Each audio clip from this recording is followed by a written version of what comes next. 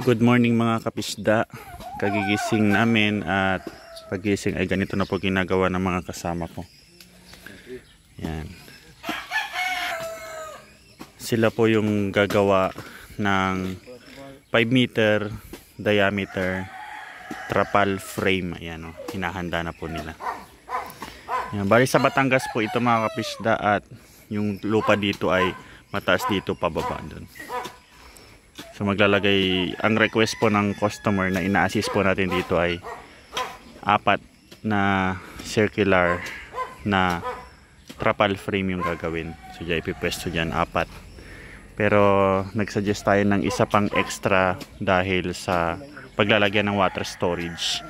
Gawa ng ang gagamitin nila dito ay nawasa. Yan, may chlorine.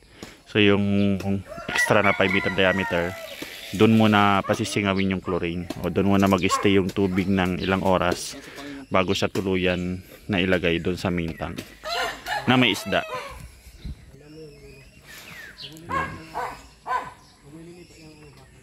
So bumiyahe tayo dito from Pangasinan papunta dito Batangas dahil yan, mag-a-assist nga tayo dito.